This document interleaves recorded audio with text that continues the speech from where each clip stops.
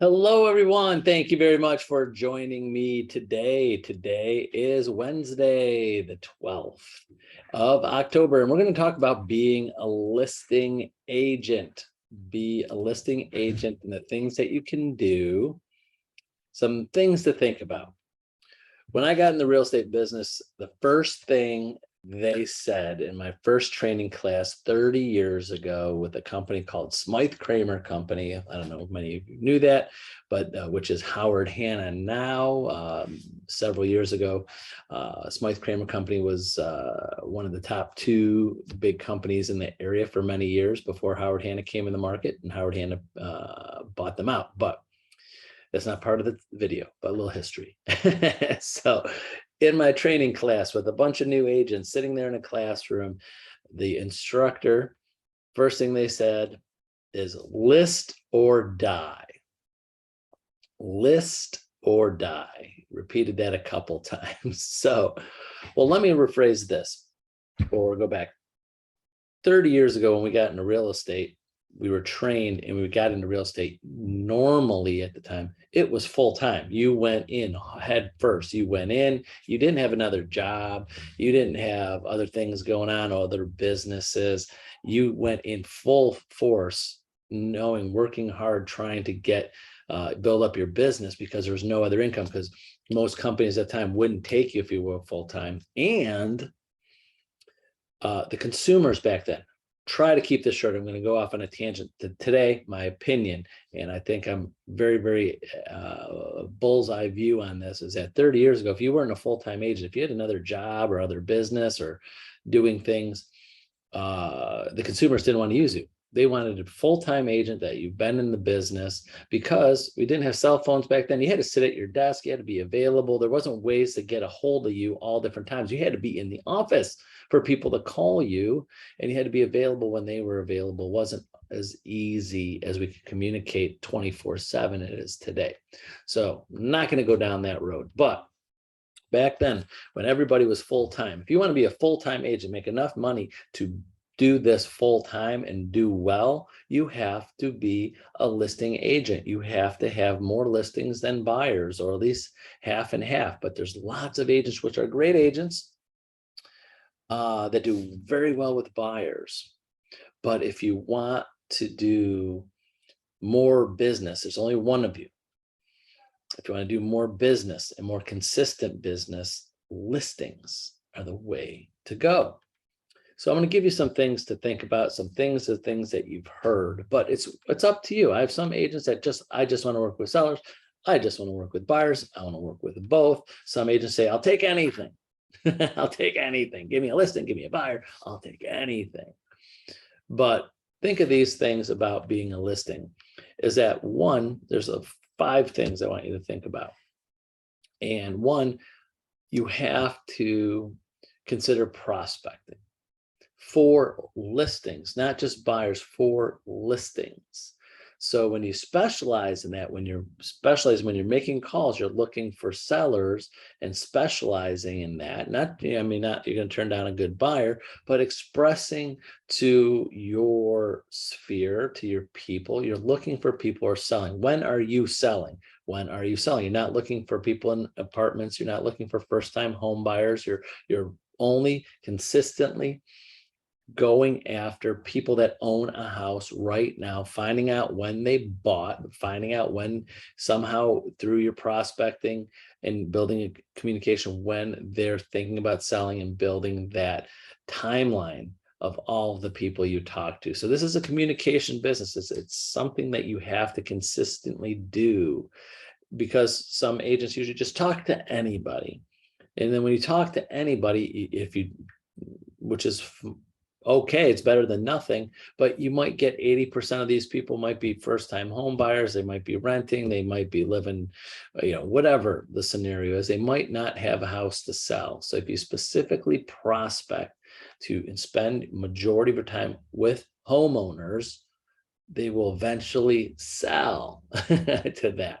And you have to consistently, and then I'm going to go over the process. I'm jumping ahead. 2, you have to have and master a presentation, either both a pre-listing presentation of what services and what things are you going to be telling people before you get to the listing, saying, hey, I want to see your whole presentation. What are you going to tell people? You can't just tell people, and this is where agents go wrong a lot. It's just, hey, I'm an agent. I'm in the business. When you're looking to buy sell a house, call me.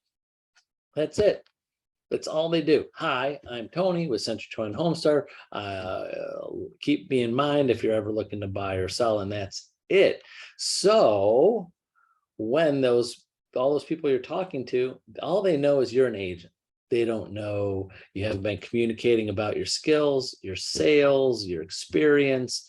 So you have to master some type of pre-listing presentation, stuff you're telling people that you do when you're selling. So you give them, plant the little seed. So when they are ready to sell, they go, oh, you are a listing agent. You specialize in sellers. I've seen your information about what things you do for your sellers that makes you different, and getting the message out of how you want to explain that to them. So you got to be a master, have a great presentation, pre-listing, great information as time goes on about how you sell property, not just recipes.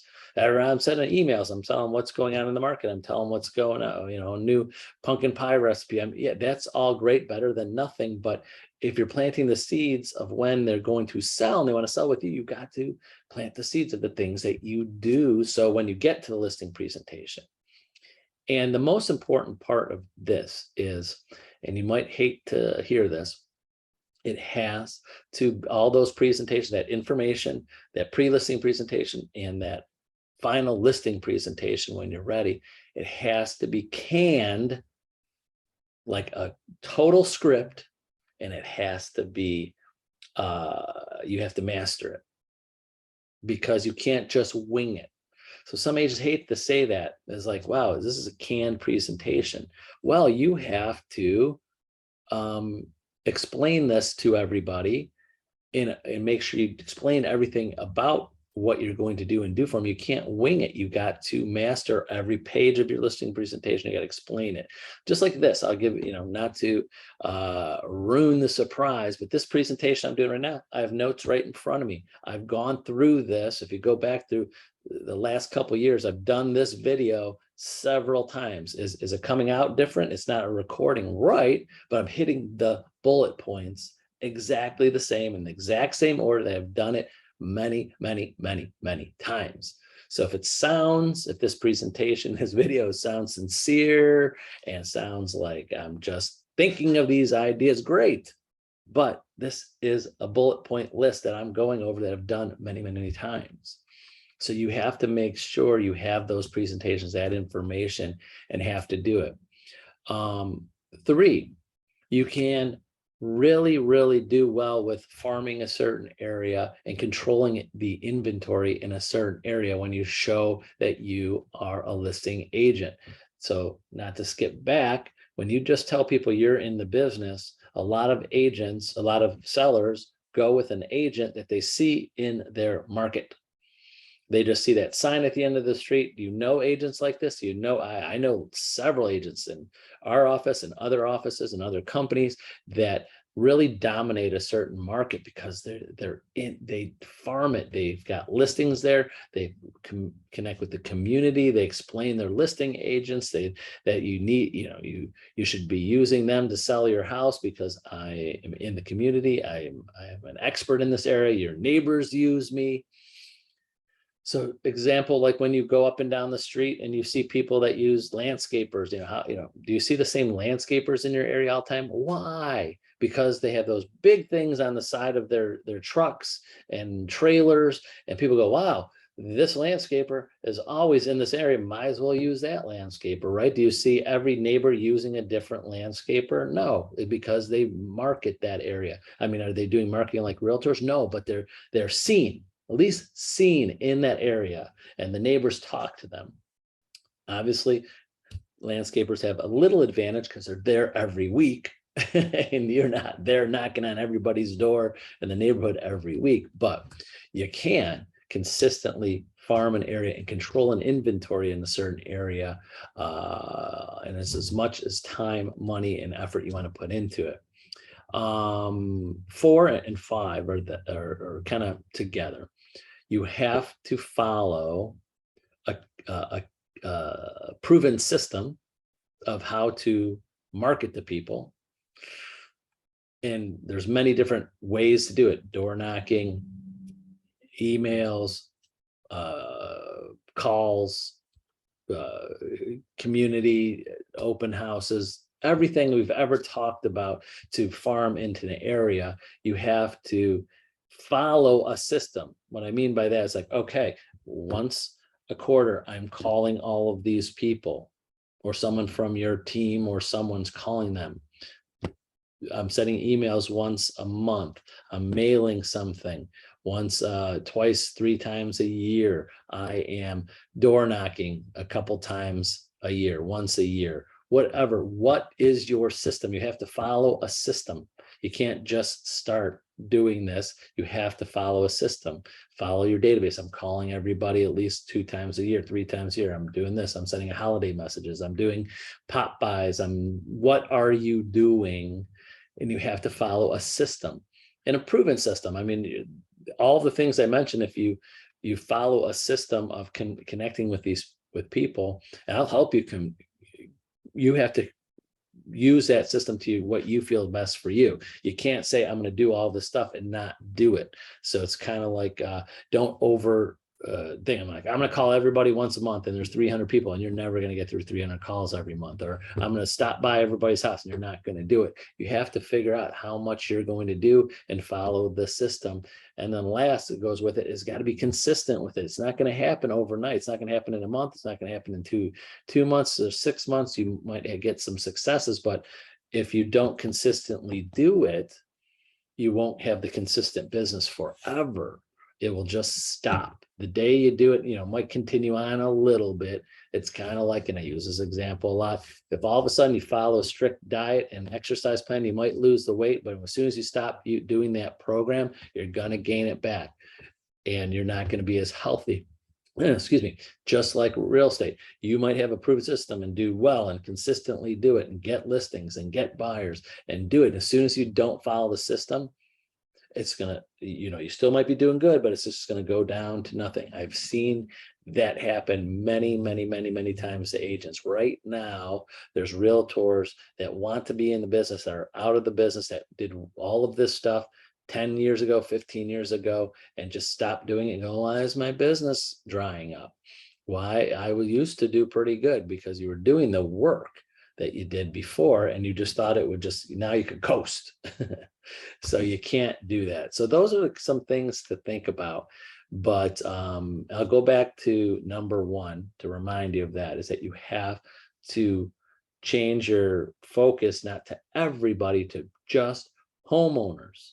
That all your calls, all your efforts, all your marketing is going to someone or people that own a home, and not anybody you see. I mean, I tell every agent, anybody you see is 95% of them, I'll just throw out, is going to buy or sell a house someday.